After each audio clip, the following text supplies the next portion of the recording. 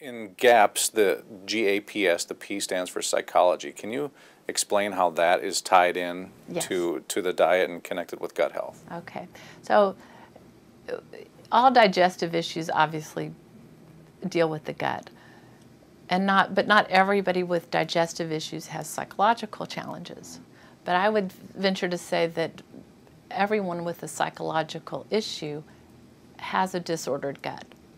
And so the GAPS diet was designed for just that, to help those that are dealing with anxiety, with ADD, bipolar disorder, schizophrenia. Because we have to remember, about 90% of our neurotransmitters begin in our gut. So if the gut's out of order, if the gut is not working in a way that it can produce these neurotransmitters that are so important for brain stability, then we're at the mercy of supplements or pharmaceuticals to correct the issue. So the GAPS diet was first used by Dr. Campbell McBride when her younger child became autistic. And so she went on, as a neurologist, she queried her colleagues, what do we do about this? Back in those days, autism was much more rare than it is today. And so that led her on a journey to really study and dig and understand the workings of the connection between the mind and the gut. And so she developed this incredibly healing diet, and in the process was able to help her son fully recover, and he's doing great now. And so now her practice is filled with autistic children, with adults with bipolar disorder, schizophrenia, and we're seeing huge success with the GAPS diet.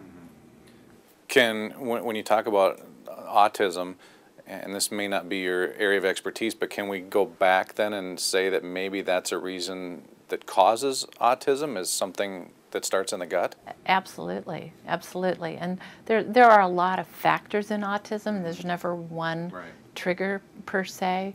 But Dr. Andrew Wakefield did a great job for us in helping us understand that these autistic children, the one thing he found in common is they all had damaged villi in the gut. And when the gut is damaged, it becomes less protective. It becomes more easily permeated. And so then you have all kinds of foreign protein having access into the bloodstream. And of course, the bloodstream travels up to the brain. And if the blood-brain barrier has its share of perforations, then you've got a lot of chaos going on in the brain as a result of the foreign proteins that then have access to the brain. So why is that so controversial? Why is that topic so, I mean, you mentioned Dr. Wakefield, and he's been a lightning rod. Yeah, he's been a lightning rod. You know, he really has. So why is that, the whole vaccine connection and the diet connection with autism, why is that topic so touchy with so many people? Well, I think the majority of the people don't really understand both sides of the issue.